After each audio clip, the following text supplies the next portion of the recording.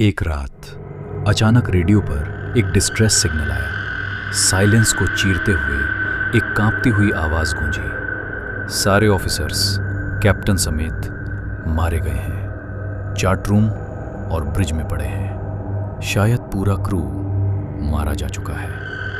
थोड़ी देर का खौफनाक साइलेंस और फिर आई एक आखिरी पुकार, मैं मर रहा हूं। जब रेस्क्यू टीम आखिरकार उस धूप से तपते डेक पर आई तो उन्हें वहां कोई खून खराबा नहीं मिला। उन्हें वहां एक बुरा सपना मिला, एक नाइटमेयर।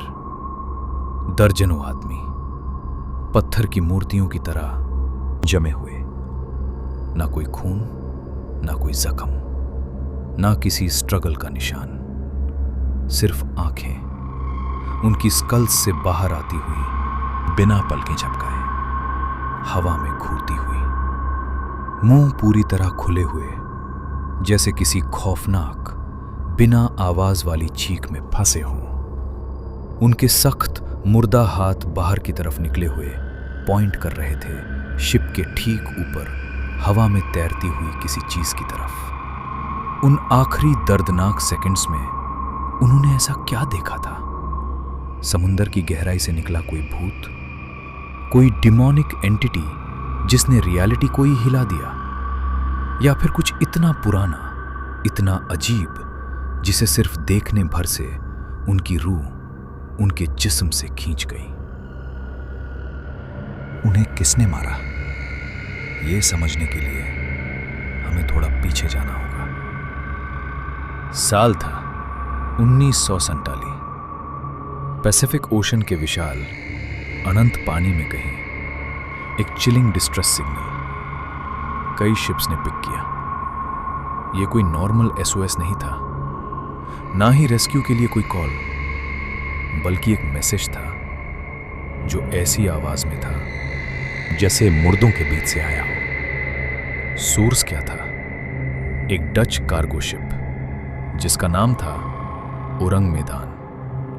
किसी को नहीं पता था ये कहां से आई, न कोई ऑफिशियल रिकॉर्ड्स, न कोई कंफर्म्ड ओरिजिन, सिर्फ एक आवाज मदद की भीख मांगती हुई, हमेशा के लिए शांत होने से ठीक पहले। जो शिप सबसे करीब थी उसने तुरंत अपना रास्ता बदला और रिस्पॉन्ड किया। जैसे ही वो उन कोऑर्डिनेट्स पर पहुंचे, कुछ अजीब लग रहा था, कुछ गलत था। समुंदर अजीब तरीके से शांत था, न लहरें, न हवा, ना ही कोई जान।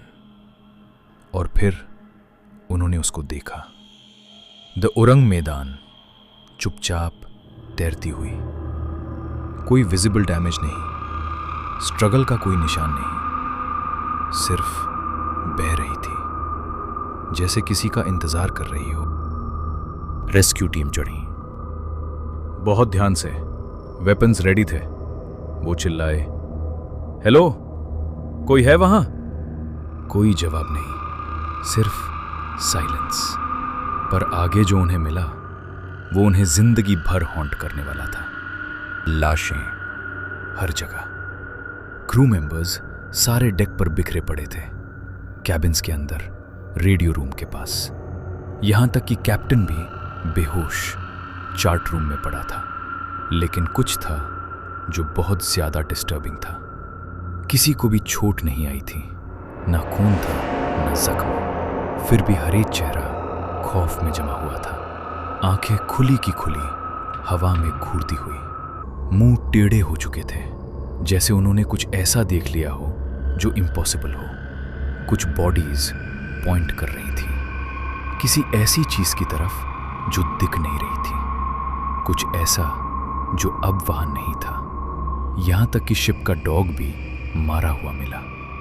दांत निकले हुए थे, जैसे वो किसी ऐसी चीज पर गुर्रा रहा हो जिसे कोई इंसान नहीं देख सकता। हवा में एक अजीब सा भारीपन था, कोल्ड ट्रॉपिकल सी होने के बावजूद। रेस्क्यूअर्स ने बाद में बताया, उन्हें ऐसा लग रहा था जैसे वो अकेले नहीं हैं, जैसे वहां कोई और भी था जो उन्हें देख रहा था, उनका इंतजार कर रहा था। और तब कुछ और भी ज्यादा अजीब हुआ। जैसे ही क्रू ने शिप को टो करने की तैयारी शुरू की, धुआं उठने लगा शिप के बिल्कुल अंदर से। पहले कोई आग नहीं दिखी थी, कोई वार्निंग नहीं, बस अचानक उठता धुआं जो किसी जिंदा चीज की तरह रेंगते हुए बाहर आ रहा था। रेस्क्यूअर्स घबरा गए। वो भागकर वापस अपने शिप पर गए और कुछ ही पलों में एक बहुत बड़ा धमाका हुआ जिसने उरांग मैदान के चित्ते उड़ा दिए। आग की लपटों ने उसे पूरा निगल लिया और कुछ ही मिनट्स में वो घोस्ट शिप डूब गई। अपने साथ हर एक सवाल का जवाब समुंदर की गहराइयों में ले गई, हमेशा के लिए। कोई जिंदा नहीं बचा, ना कोई कार्गो रिकॉर्ड्स, ना कोई ऑफिशियल रजिस्ट्रेशन, ना कोई एक्सप्लेनेशन। बस एक डिस्ट्रेस सिग्नल, एक ऐसी शिप से जो शायद कभी एग्जिस्ट ही नहीं करनी चाहिए थी। इन्वेस्टिगेशंस कुछ साफ नहीं थी, रिपोर्ट्स आपस में मैच नहीं कर रही थी और वक्त के साथ ये कहानी गायब होने लगी। फाइल्स गायब हो गई, रिकॉर्ड्स कभी कंफर्म ही नहीं हुए। ऐसा लग रहा था जैसे कोई चाहता ही नहीं था कि सच बाहर आए। उरांग मैदान पर असलियत में क्या हुआ था कोई नहीं जानता, लेकिन एक बात तय है, उस शिप पर हर किसी ने कुछ देखा था, कुछ इतना खौफनाक जिसने उन्हें बिना छुए ही मार डाला।